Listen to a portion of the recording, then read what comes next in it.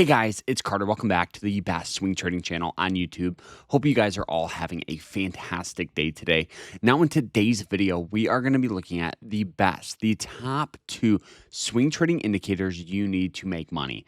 At the end of the day, there's thousands, there's millions of different technical indicators and alerts and all types of different things. But for me, I love the expression MISS, MISS, make it simple, stupid. I'm not going to be the type of trader that's going to have 30 different charts up, alerts, scanners, all that stuff. No. For me, I perform best understanding exactly what's going on with the stock, exactly what my indicators are telling me.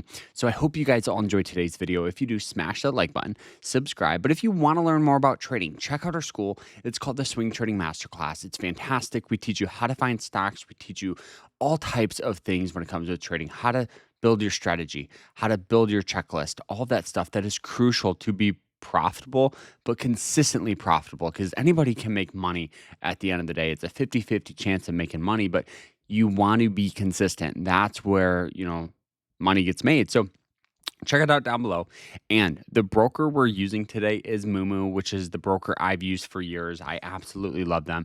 So there's going to be a link down below where you guys can sign up, get up to 60 free stocks. It's fantastic. Enough with that. Let's dive into this. So, like I said, there are millions of different alerts you guys can have. At the end of the day, there's literally, if we go to it, there is so many different alerts you can have. But for me, it's important to just have a set of 2 or 3 that you are a master of, right? It's better to be a master of 2 or 3 rather than just be average at like 10 or 20, right? So for me, the best indicator if you're just starting out is going to be one of the moving average lines. So for me, I use EMA lines. So EMA lines are these lines right here. So this is what we call the red is the 200-day moving average line. The blue is the 90-day moving average line. And the yellow is the 50-day moving average line. Essentially, they act as 2 different things. The first thing they act as is trend indication. So you can look at this and you can go, okay, the stock has an upward trend. You can look at it clear as day without all the massive up and downs, right? You can just see that long-term trend line. The next thing they act as is support and resistance. When a stock is above them, like it is up here, we've seen great tendencies of moving average lines acting as support. Now, you're probably saying, well, why? Well, this is where a lot of people set alerts. This is where hedge funds tend to purchase. This is where analysts tend to call a stock out.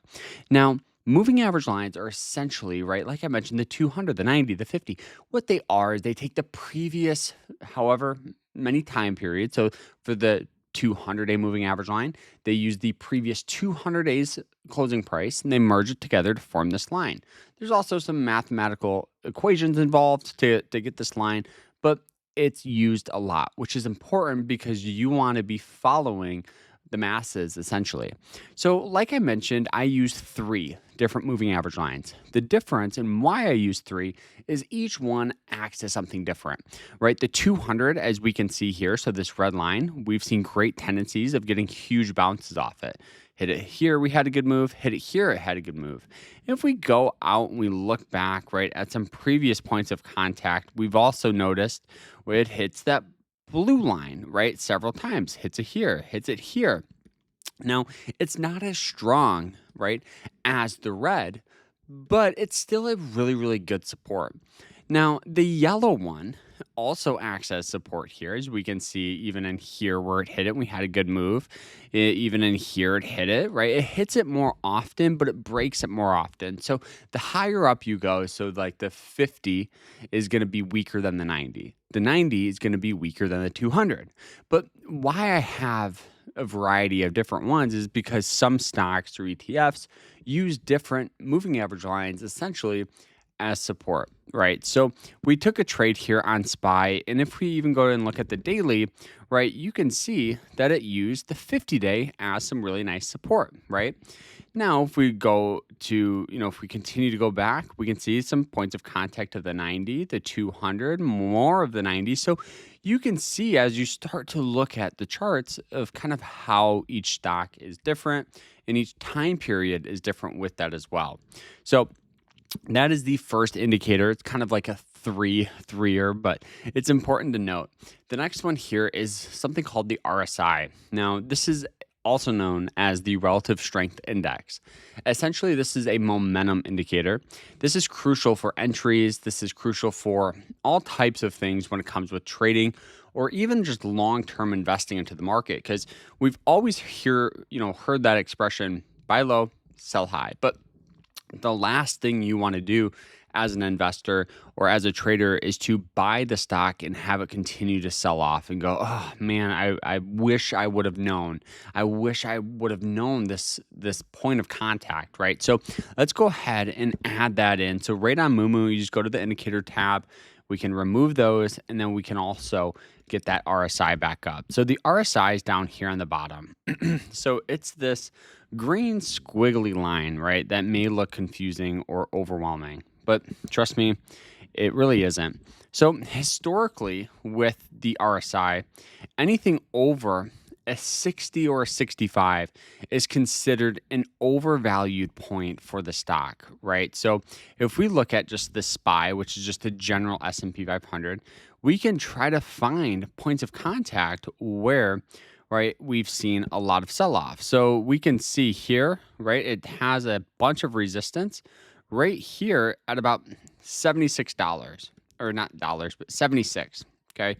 So now let's look what happens right after it hits those points of contact. Okay, so it hits it here, and a little bit later we had some sell off. Okay, almost hit it in here, right, and we had some more sell off. Okay, almost hit it again, and here's pretty close, near and around a 70.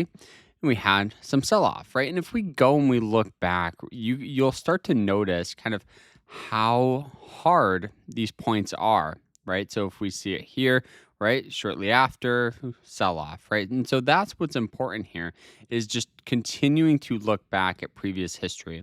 So historically with the RSI, anything over that 60, 65, 70 in that range is in more of an overvalued point. You're more often paying a premium for the stock, or it could be a good opportunity to short, meaning bet for it to go down.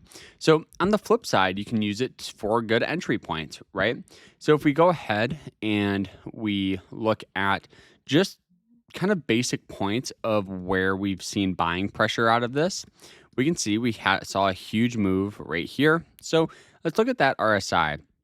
That's trading for a 19. So let's look back here at previous times, right? It hit a 19. So right here. Okay.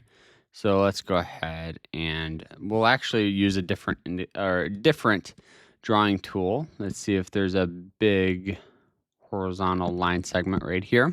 All right. So now, whoops, geez, I am a mess. But you can see, let's go ahead and we'll just do the same one. Horizontal line right there. Boom. All right.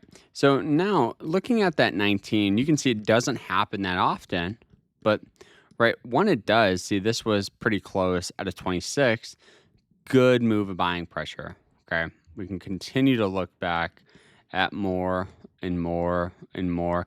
All right. Another one was back in here, right? And what happened? Great buying pressure going from 426 all the way up to 456. So a huge move just by looking at the RSI. So what you can do is set alerts to be prepared on both aspects, right? If you want to look at like the S&P 500, like when the best time to invest is, you can throw an alert right at RSI levels. You can throw it at a variety of different things that can help you with your trading, right? So if we just go ahead and we just click alert, add alert, right, that can notify us for the certain price. But if we go to edit, we can find different ways that this can help us with our trading. So if it's a certain EMA line you want to look for, a certain RSI level you want to look for, right? Stuff like that is crucial to be consistent and profitable with your trades, guys. So I hope you guys all enjoyed this. This is the only 2 trading indicators you guys need to be successful in the market. So check out our school, sign up with Mumu, and we'll see you guys in the next one. Like, follow, and I hope you guys have a great rest of your day. Take care.